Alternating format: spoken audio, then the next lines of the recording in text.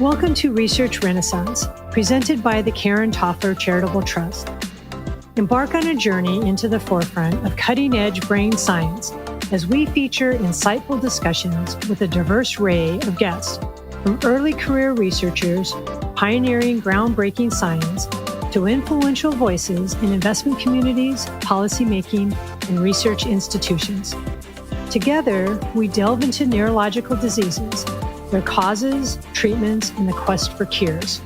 Join us in advancing our understanding of the brain and addressing its ailments. Welcome to Research Renaissance. I'm Deborah Westphal, your host and guide through the fascinating future of the brain. Joining me today is Meg Smith, the Chief Executive Officer of Cure-All's Fund. Today we'll be discussing how Cure-All's funds research aimed at preventing, slowing, and reversing Alzheimer's disease. So welcome, Meg. Well, thank you. It's wonderful to be with you today. I appreciate this. Yeah, I'm really looking forward to this conversation. You are, I believe, a lawyer by degree, and now you're the CEO of Cure-All's. Tell me about your journey and just kind of the highlights and the pivot points of how you got to where you are. Wow. Well, so I think I'm a great example of how life doesn't really happen in a straight line. And that's really been a great ride for me. I went to college thinking I was going to go to medical school. So I did finish the pre-medical program, but then made a game time decision to go to law school. But I had actually thought I would go into cognitive neuropsych. So that part of my interests were already really set way back then. But I went off to law school and then ended up doing some work in the internet revolution when we were still figuring out how the laws from the regular world were going to apply in cyberspace. And then went off to McKinsey & Company and was a management consultant for a number of years. And that really suited me because I love problem solving and I love getting really invested in the people that are actually facing problems. And that was the model that the company had. We were embedded with companies and I really enjoyed that. But then I actually stayed home for a number of years with my kids, which was truly a privilege and one I really, really enjoyed. But at I guess it was about 9 years into that, I got a call from a friend who said, very friend of a friend of a friend, there's an organization that is focused on Alzheimer's disease that's really interested in understanding how it can be even better than it already is. They're doing great, but they're 10 years old and they always want to grow and achieve. So they would like to have the kind of project that McKinsey & Company does, but they can't afford a McKinsey & Company price tag for that. So as a former McKinsey person, would you be willing to come in and talk to them about what that project could look like? Well, I was thrilled by that question because I had lost a grandfather to Alzheimer's disease and had also, of course, been really passionate about brain science way back in the day and loved what I used to do with McKinsey. So this felt like a really great opportunity to try to do some good and help them think about how to structure that sort of effort. So I came in and I got to meet with Henry McCants, who was one of our founders and is still our chair, and Tim Armour, who was our founding CEO and who just stepped down about a year and a half ago. And we had an incredible conversation. I had done my homework, so I knew that Cure Alzheimer's Fund had already grown and was already really making an impact in the field, but that, like every great organization, they could always do better because they wanted to do better. So at the end of that conversation, I said, let's talk about how you can find somebody to do this project. And Henry said, right, when are you starting? And so that's how I got started with Cure-Alls. I came in as a consultant and ended up moving into a permanent role because they had really done a phenomenal job with the science funding already, but they had really outstripped their internal resources. We have a very unusual model in that all of our scientific decision-making is done by people who are absolutely bleeding edge in the field.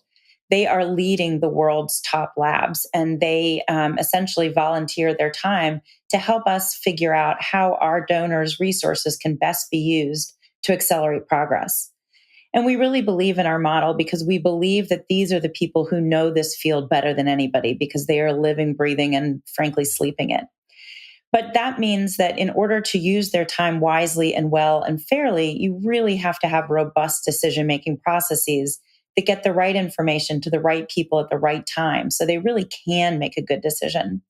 And that's what I was brought in to do. And that's the kind of thing that management consultants are kind of designed to help with. We know how to support great process and to design great process. So when I came in to do that, it meant that the Curals had resources finally to really accelerate its funding. So we went from funding a little over $6 million the year before I started full time or started permanently to $10 million that next year. So there was just a pent up demand for what we could provide. And thankfully, we had the resources to meet it. And that's how I got involved. It was very much emotional for me because of my grandfather, but it was also just the fantastic opportunity to work with an organization that was already great and wanted to be even greater. That's a rare opportunity. Most places that were doing as well as Curals had already been doing would have been kind of resting on their laurels. But we have a startup mentality. We still preserve that today. No matter how well we did something yesterday, we still intend to do it better today and even better tomorrow. Yeah, that's amazing. Now, did you do any healthcare projects when you were at McKinsey, or were you in some other industries and then this just became the opportunity? I did do healthcare work. I worked both for payers and providers, so I had already gotten a good sense of the landscape there.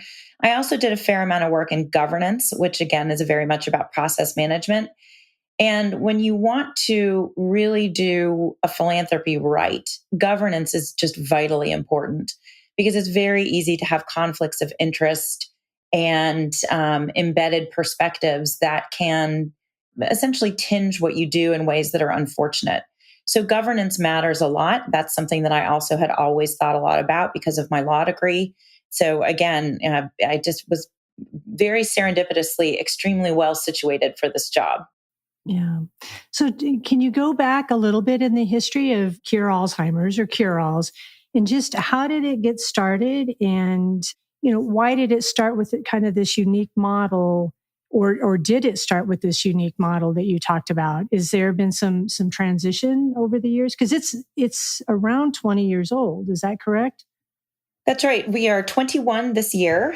And I love talking about our founding because we have stayed very true to the principles on which we were founded. They were very thoughtfully established.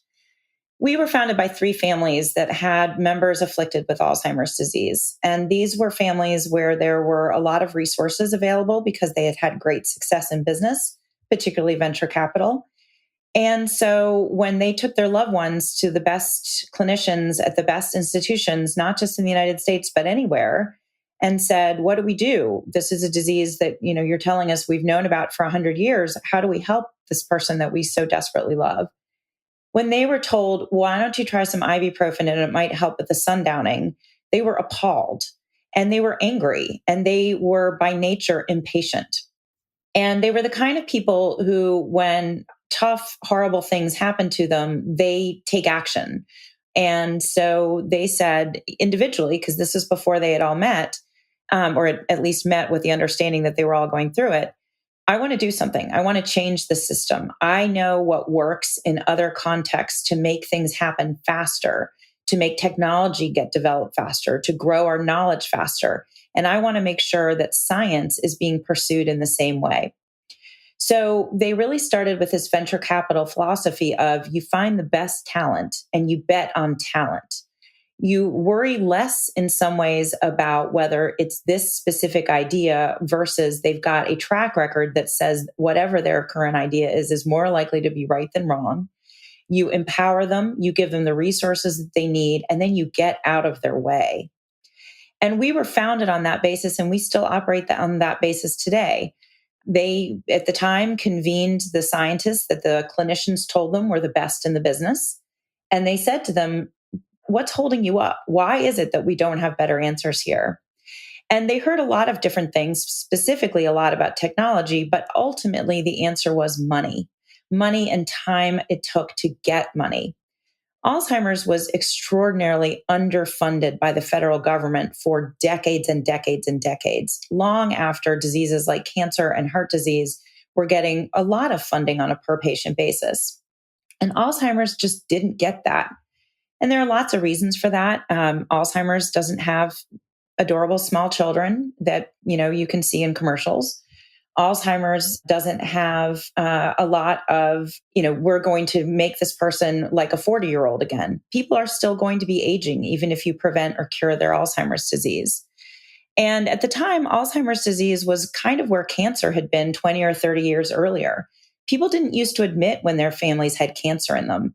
And dementia and Alzheimer's disease were still very much in that space 20 years ago, and still to some degree today. People don't want to admit that they have memory concerns because they're afraid that everybody will essentially drop them and that they won't be allowed to participate in their lives anymore, even while they're still totally competent to do so. So without public advocates for Alzheimer's disease, the federal government simply wasn't funding it at a very high level. And clinicians were saying to people who would show up in their offices in their mid-60s with memory concerns, well, that's aging. Sorry, that's just the way it goes.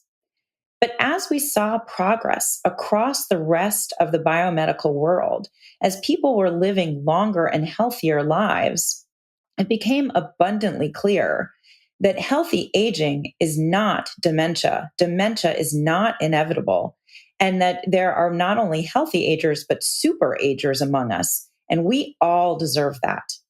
And so the families that founded Cure-Alls wanted that for all of us. And they established the situation that I told you about a few minutes ago, where we have external decision makers who are making our scientific decisions. We hold them accountable with one another and with our board. And our board essentially makes sure that we give them resources and we hold them accountable, but we don't get in their way. Right now, and this is particularly true with the environment that we're facing, scientists spend far too much of their time out in the world asking for money.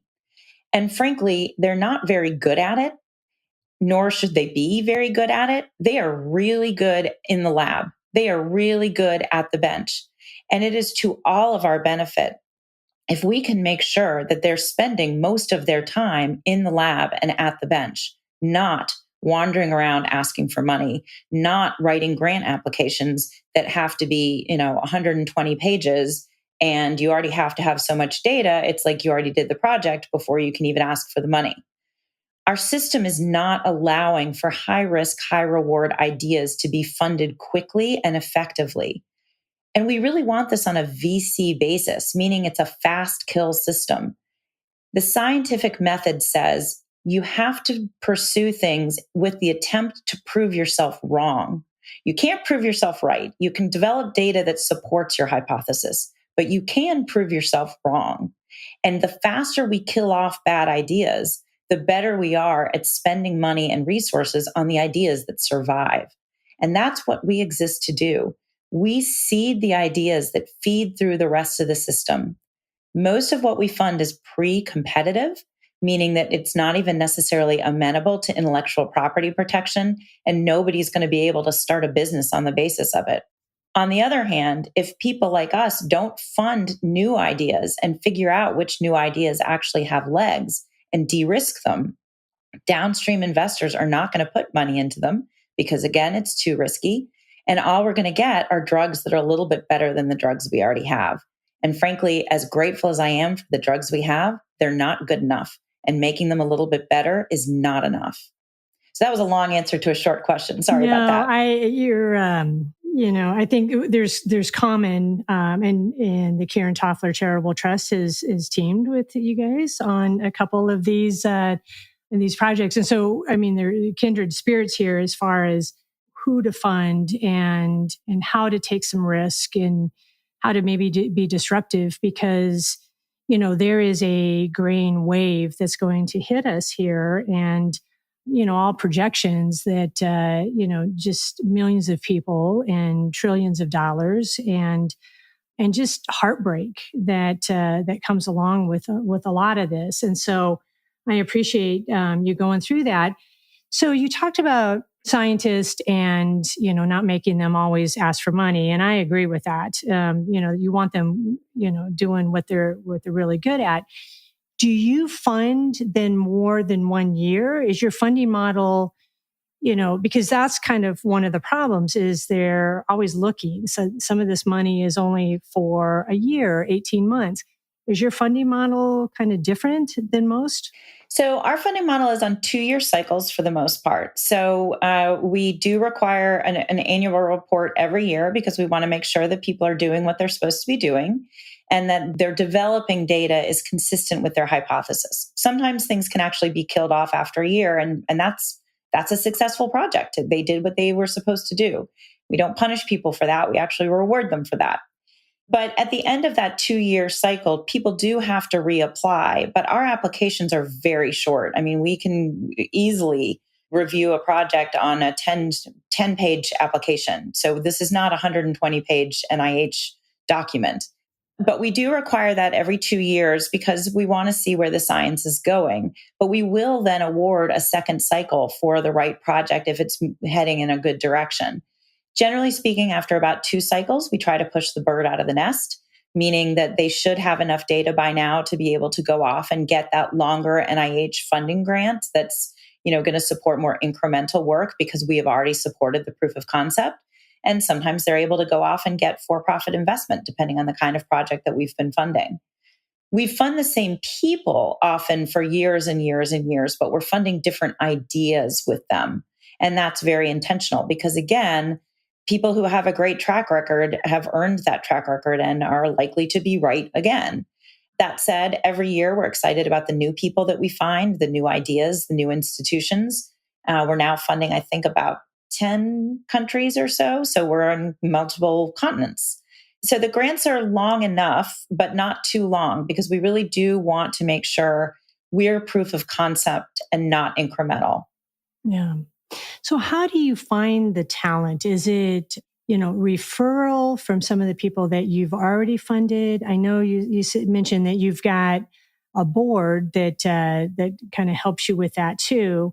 How do you fund this amazing talent and these bleeding edge researchers? So we have different kinds of boards, just to be clear. Our lay board, our board of directors, never participates in directing science. And they are incredible people because despite all the success in the other aspects of their life, they've maintained the humility to say, I'm not a scientist, so I don't judge science. I have to prove to them every time I take a grant for their approval that we followed all of our scientific review processes, and I have to explain how this fits into our mission. But they don't judge the science if the scientists say it's great, which I'm really grateful for because that is rare, honestly. On the other hand, we have a research leadership group and a scientific advisory board who are all scientists, and they are our scientific decision makers, and they are driving the directions in which we go. Most of the projects that we fund will have come one way or another through referrals from them or that they themselves are receiving funding. But we accept letters of inquiry from anyone, anytime, anywhere.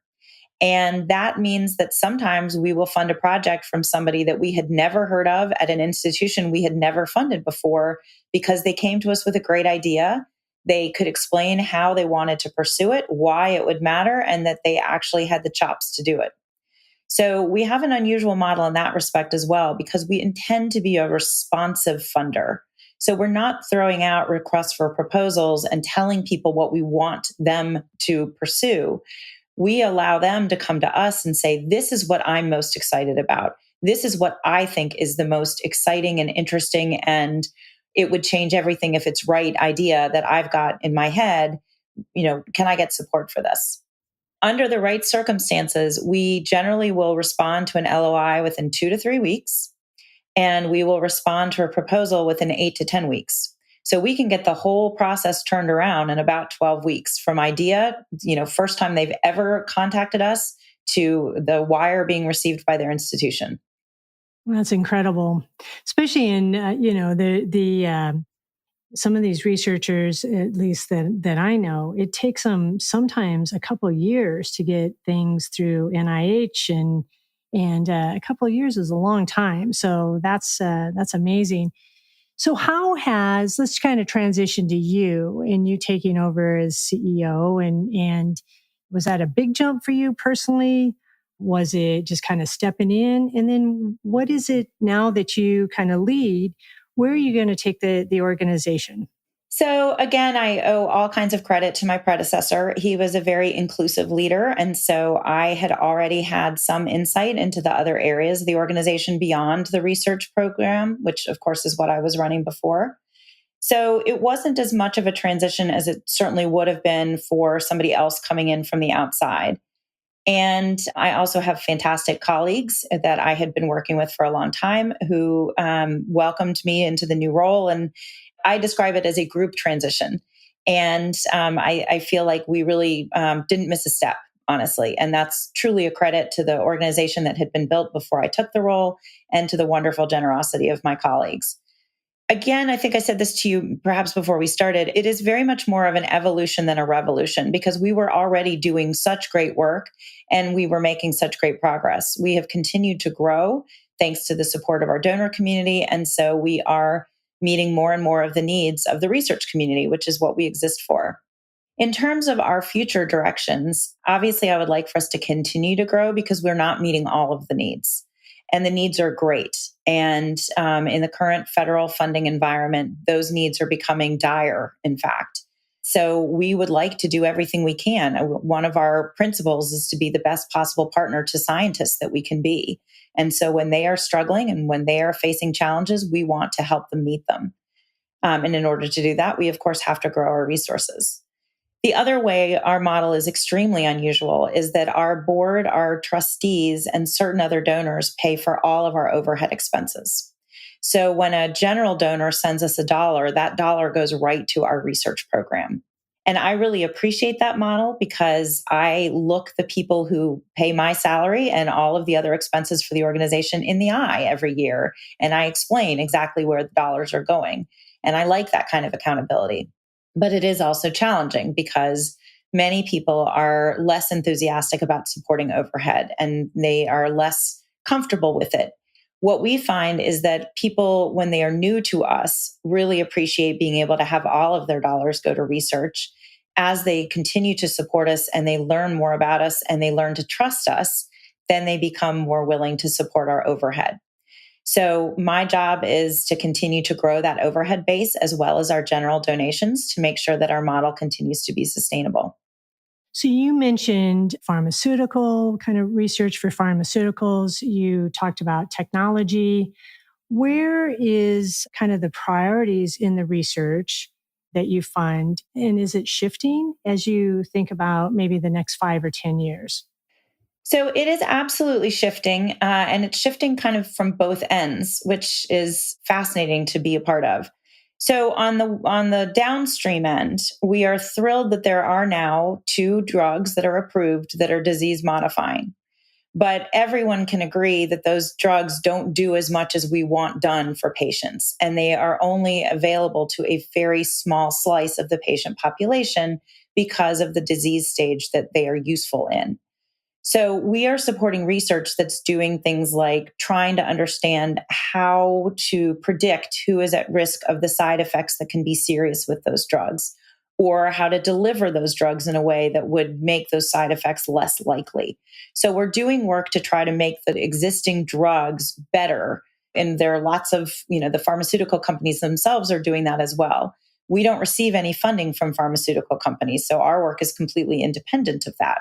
But at the other end, we are also convinced that there are still great ideas out there that will lead to new and better drugs.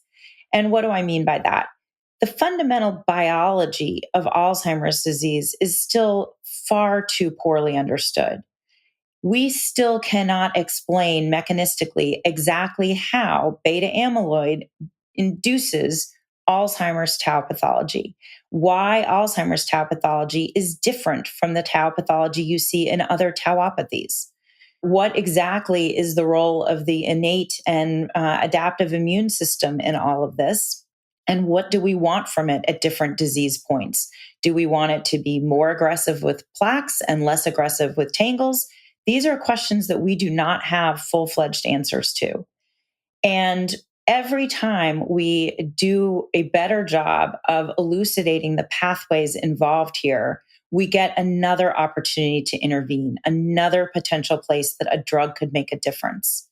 We are particularly excited about that at the earlier stages of Alzheimer's disease, because if you think about Alzheimer's as a whole lot of little streams that come together to form a river that eventually leads to a waterfall.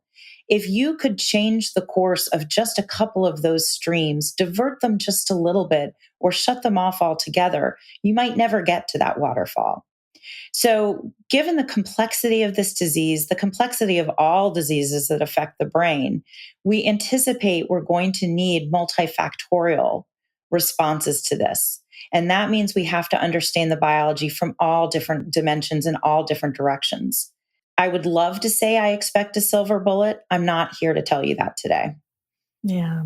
Yeah, the silver bullet is kind of hard to think about when the research is showing that we're all very, very, very different, and that those streams are kind of different in each one of us. And I like how you describe that, because there is just so much we don't know. And I think you're funding some of the research around just even blood-brain barrier or cardiovascular on the brain and Alzheimer's. Am I correct in that assumption? Yes, we're particularly excited about research that's looking at how things that happen in the periphery of the body actually impact the pathology in the brain. And we're interested in that not just because it's so new. I mean, the brain was treated as immunoprivileged for such a long time. We really did not have an appreciation for how interactive the system is, although it's not surprising, really. But also because it's a lot easier to intervene in the periphery than it is to get a drug to the right place in the brain. So peripheral interventions are really promising and exciting, but it's such a new landscape that we don't even know what we don't know yet. We're very excited about looking at the gut microbiome. We were one of the first groups to fund research that found that altering the composition of the gut microbiome altered the amyloid pathology in the brain, but only of male mice, not of female mice. We are, of course, also funding why isn't it working in female mice, because we think you've got to pursue both of those. Let's make it work better in the males, but also find out what's going on in the females. We're really interested in the role of the adaptive immune system and of the T cell infiltration that we just really recognized recently is happening. We know how to affect T cells because we do that kind of work in oncology. If we can learn the lessons from oncology and have them make a difference in Alzheimer's, we could short circuit development by decades. So there's a lot of excitement about what we can learn from other disease indications that have already been intervening in the periphery, but also simply what is the signaling that's going across and how do we think differently about that signaling in both directions than we did even 5 years ago.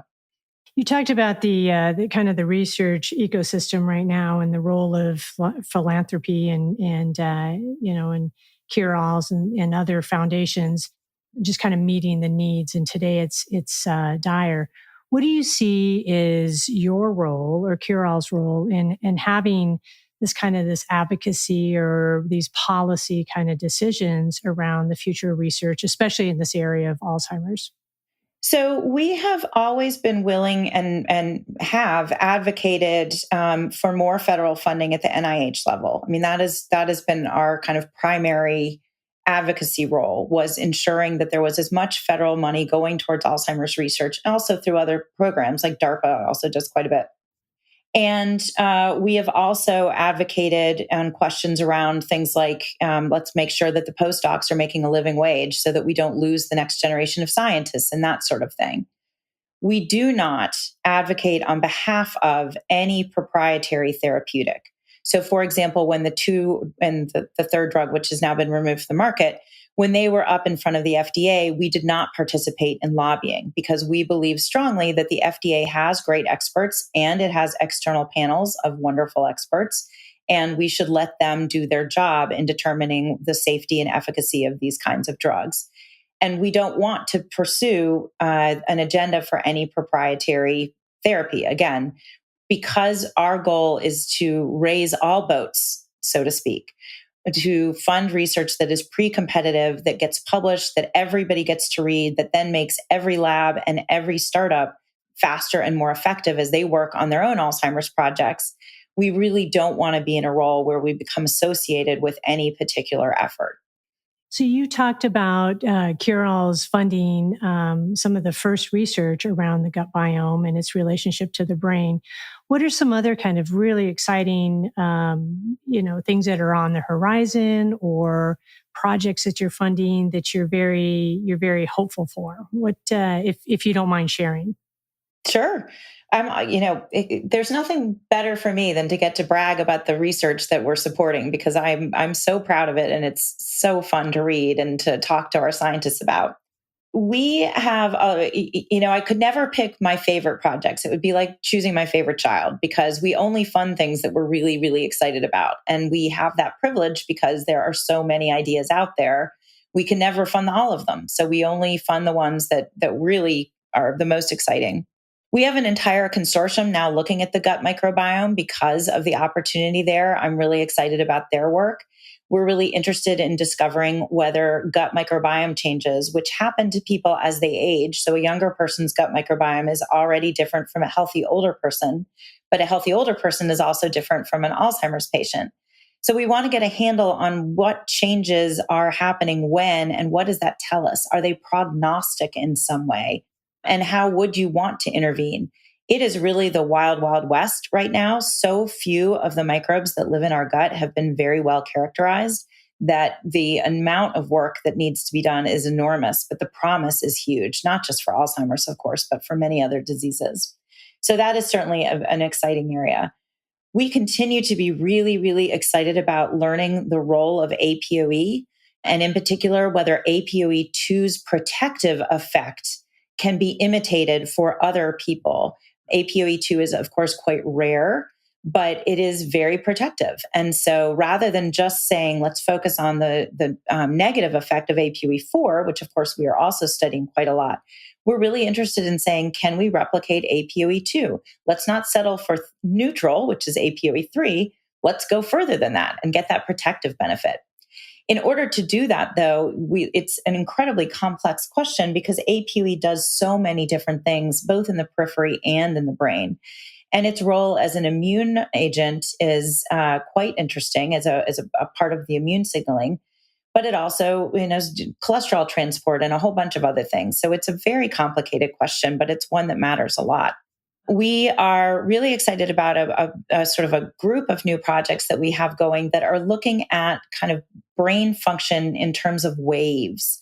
So we have historically, and the pharmaceutical industry has also looked a lot at basic cellular function, because when you think about small molecule intervention, you're usually talking about how do I change something in a pathway at the cellular level. But brain waves and frankly, cognition are actually emergent properties. They require lots and lots of cells to do the right thing at the right time together, not just on their own. And that loss of coordination is observed in Alzheimer's disease, but it seems to be much more complicated than just some of the nodes in the network have fallen out and become dysfunctional, and so the network is suffering. It seems to be different from that. So getting a handle on what the right wave forms look like and when, and what seems to be driving changes in those, if it's not just particular cells failing, is a really exciting area. And it ties a lot into circadian studies, which is another area we're really excited about. When we talk about brain health and how to protect our brain health, and I get to do this a lot with our donor community, I'm always sorry that I have to put sleep up on the slide. And I'm sorry about that because sleep is something, it's really hard to do well if you can't just do it. Some people are great sleepers. Some people like me are terrible sleepers and have been since the day I was born. So telling me to sleep more is really not helpful. On the other hand, we know that sleep has an incredibly important function in clearing out misfolded proteins and other debris. And if we're not getting enough sleep, our brains don't function as well. And all of us have lived through that. I mean, everybody can say, yeah, I wasn't thinking as clearly today. I really didn't sleep well last night. So getting a handle on the role of sleep in Alzheimer's disease, because it does become worse for people who then get a diagnosis, and it gets worse after a diagnosis. What's cause? What's effect? What is driving this? These are all great questions, and it's seeming more and more that this is not a symptom question. This is a disease progression question. And we do know how to intervene in sleep already. We have drugs that can help people who have insomnia, for example. We don't yet know whether the form of sleep you get on those drugs is sufficient to do the job of sleep that we need for Alzheimer's. So there are all kinds of questions here about exactly which aspect of the pathology is sleep helpful for. Is it really about sleep alone, or is it about the entire body's circadian rhythm? Because of course, every cell is on a circadian rhythm, not just, your brain as you think about being awake or asleep. And we want to understand whether if we intervened in sleep appropriately before symptoms ever developed, would that actually forestall disease? Even delaying Alzheimer's disease would be an enormous benefit to us all. We talked about the impact and the burden of Alzheimer's as we have a graying community. Anybody who has lived through this disease with a loved one will say it's not just the patient who gets Alzheimer's, it's their family, it's their community, their employer, all of the ways that they were participatory in the life that they had. Everybody is losing out. So if we could even give people 5, 10, 15 more years, that would be an enormous win. Not enough. We want this gone. But imagine if we could do that so that people, if you survey people 50 and above and you ask them what health concern they're most afraid of, dementia actually beats cancer in most of those surveys, whereas under 50, it's all cancer. And that tells you something. None of us wants to lose who we are. And that's what dementia and Alzheimer's do to us. Yeah, we just disappear. The people just disappear. Even though they're physically in front of you, they're just gone. And it's, it's a horrible, horrible disease. Do you think, as you were talking, I was, and it's a question I've had, do you think these diseases, Alzheimer's, dementia, do you really think that they're a disease of the aged, or do you think they're these are the process of aging? And if we go back in time, is there something there that we would know very early on in our development, at the age of 5, 10, 20, that, maybe we can stop it before? I mean, we're kind of, the research is walking it backwards. But, there's a hypothesis out there that says it starts in very, very early ages. And that's where we really need to target around behavior or, just exposure, whatever it may be. What are your thoughts on that? So I want to be careful that I talk about Alzheimer's specifically, because dementia, of course, is the clinical syndrome. And there are lots of different things that can drive dementia. So you can't solve a problem until you define a problem. And that's why it's actually terrific that Alzheimer's now has a biological definition, not just a clinical presentation. So with Alzheimer's, it is 100% a disease of aging. 100%. Aging is the biggest risk factor. Even people who have autosomal dominant Alzheimer's disease, who carry one of the handful of gene variants that are 99% likely to therefore develop this disease. And I get to say 99% because we have just a couple cases now that are giving us all hope. But even those people are not developing cognitive symptoms of Alzheimer's disease as teenagers. Beta amyloid is the first, hallmark protein pathology of Alzheimer's disease. But we produce beta amyloid our entire lives. So there is something about time on this planet that turns that production up too much and the clearance down too far that allows it to suddenly become pathological, whereas before it was just benign. So we have to get a handle on what that is. We know that beta amyloid begins to increase about 10 to 15 years before cognitive symptoms emerge. So we have a really long window of intervention when the biology of the disease is clearly happening, but the clinical part of the disease has not started. But to your point, we are actually supporting projects that are looking for biomarkers of who's going to start that increase in beta amyloid. What is it that happens around that time? What other protein changes do we see?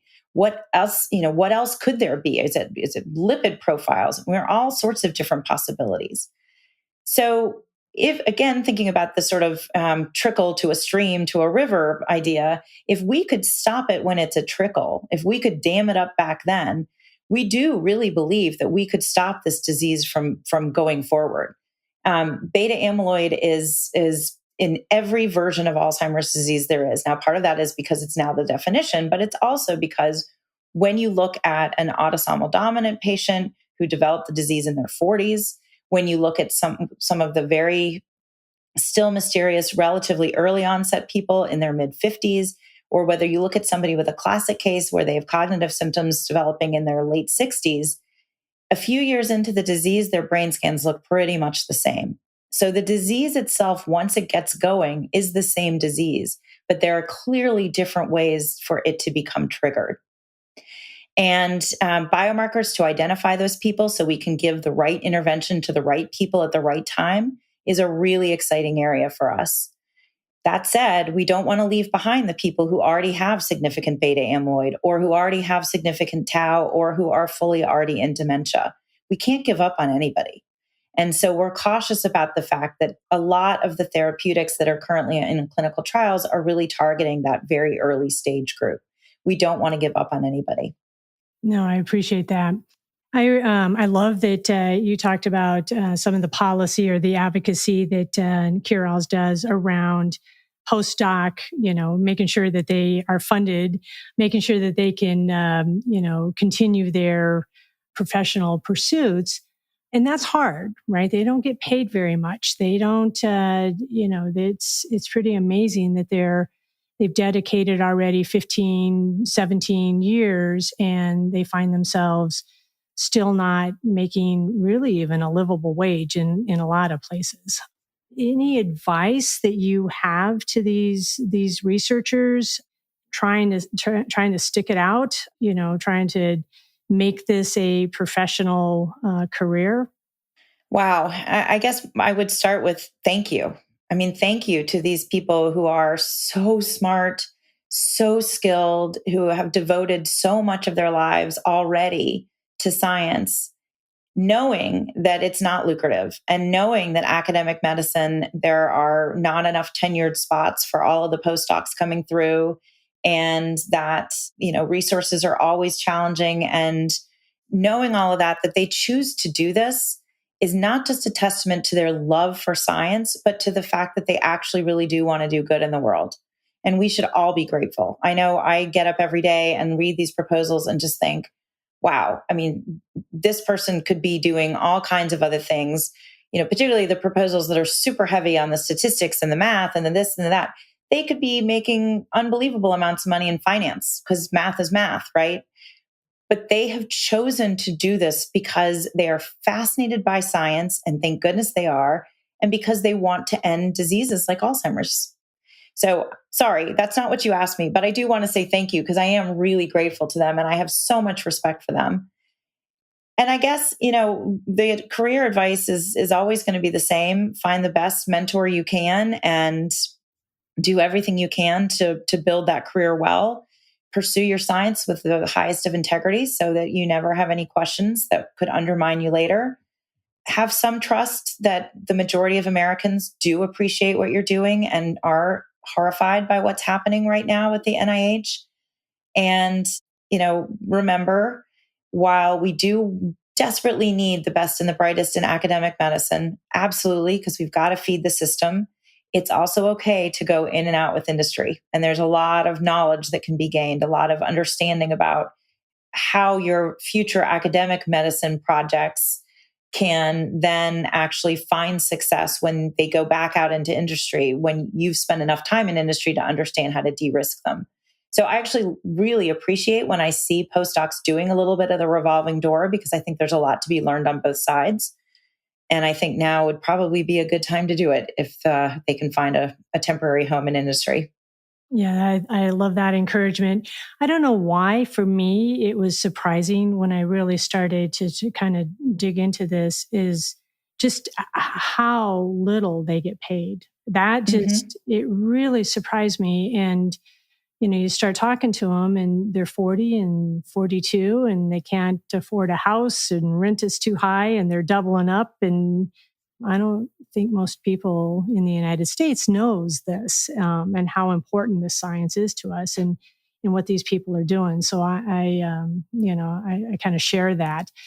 Meg, when you look out in the next 5 or 10 years, what do you see are the kind of the big changes in the landscape? Because there's technology, there's AI and new imaging and just the understanding.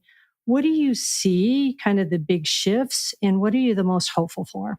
So I would say I'm most hopeful for continued acceleration. Things like AlphaFold and the other, you know, protein structure and binding partners and all of the AI that we're bringing to bear on those kinds of drug discovery efforts.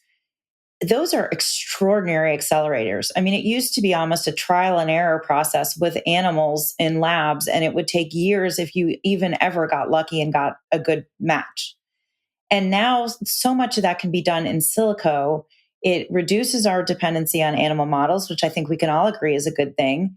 And it makes everything so much faster. You still have to do biological validation. Let me be really, really clear.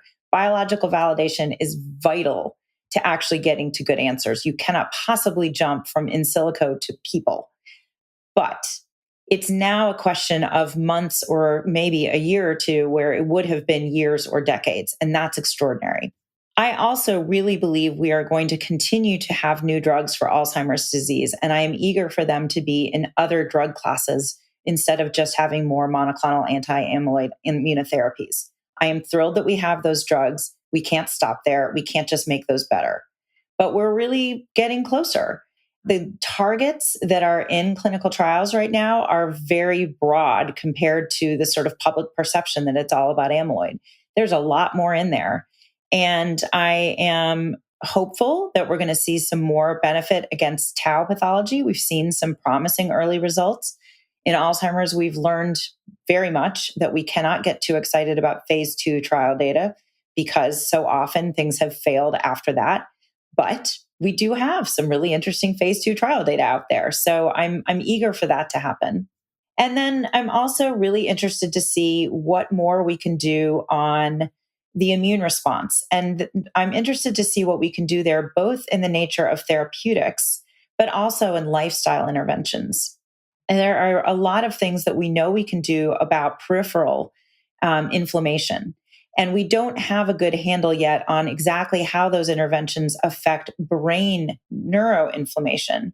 But we are learning more every day. And we have already had some very small, so very early. And again, we don't rely too much on things while they're this small, but some very tightly controlled lifestyle intervention studies that have shown good results for benefit at the earliest stages of this disease, including on the pathology, not just on cognition.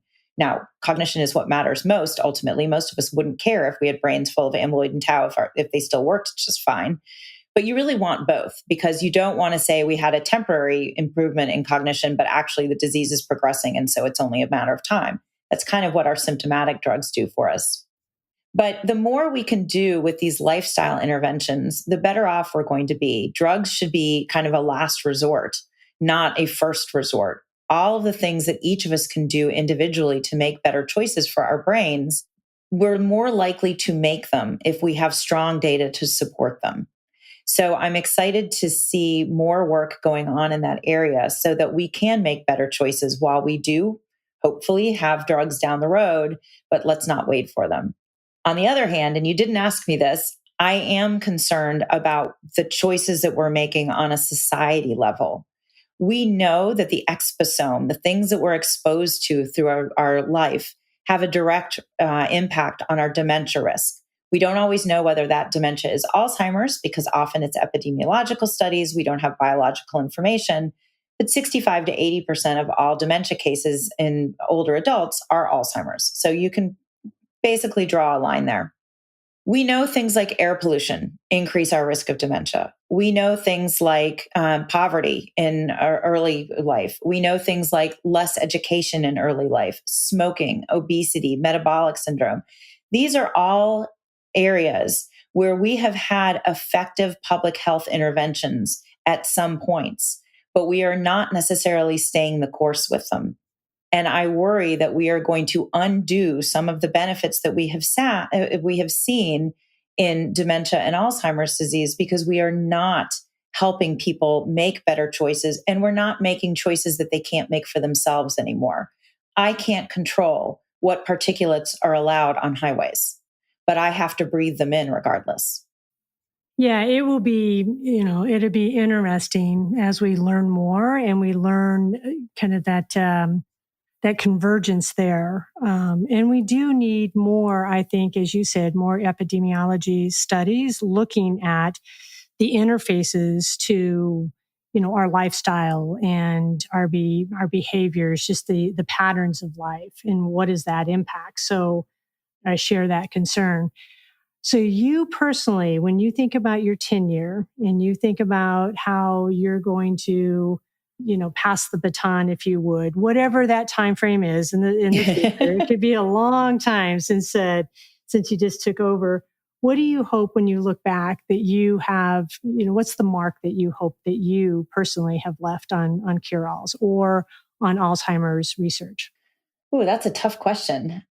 I would like to look back and be able to see great work that we supported that would not have been able to get proof of concept ever or not for many more years if we hadn't been involved. I would like to look back and feel that, as I already do, given all the great work we've already supported, that we accelerated help for the Alzheimer's community, that we made the day when there is no more Alzheimer's happen a lot faster than it would have otherwise. The burden of this disease is horrific. One of the changes from moving from leading the research portfolio to becoming CEO is that I spend a lot more time with our donor community. I always had the chance to sort of translate the science for our donor community, which I've always enjoyed.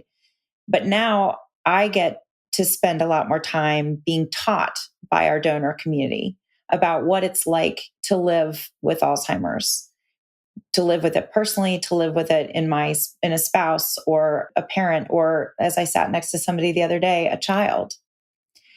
And those are lessons that shouldn't have to be taught anymore.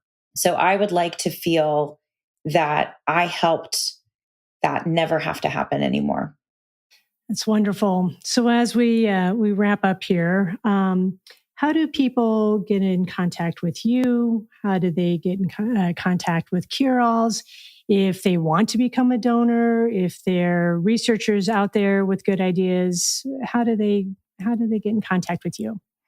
So we have a great website, which is www.curealz.org. And we've got email addresses like info@curealls.org and grants@curealls.org. And I am msmith@curealls.org. So we love to hear from people. As I said, we take letters of inquiry from anybody, anywhere, anytime. So it's always fun to get brand new ideas from brand new people. We are incredibly grateful to the people who make everything we do possible. Our donor community has been phenomenal, and we believe it's a privilege to get to turn around and tell them about what they're supporting. So there's lots of information about the science that we've supported on our website, and lots of hopefully useful educational information. Well, I'm going to give you the last bit here. Is there anything that we didn't cover that you wish we would have covered, or a question that you wanted to answer that I didn't hit? Just anything that I missed about what you're doing and your organization, and just the support you're giving. Wow, we covered a lot. So I guess it's just such a privilege to support this community and to fund these scientists. I mean, I feel like I have such an unbelievable lucky spot between these two communities. So whenever I have the chance to kind of bridge them, I appreciate it because they're both just amazing. Well, I love what you're doing. I love the organization, the passion that you bring, the knowledge that you bring, because you break it down, very complicated topic, and you break it down into something that people can digest and understand. Really appreciate your time today, Meg. This has been wonderful. And so thank you. Oh, thank you. I really enjoyed it, and I really appreciate the opportunity. Thank you for joining Research Renaissance. For more information and to stay updated, subscribe for more episodes and visit our website at tofflertrust.org. Feel free to call us if you have any thoughts, suggestions, or just want to find out more about the Karen Toffler Charitable Trust. Until we meet again, onward and upward.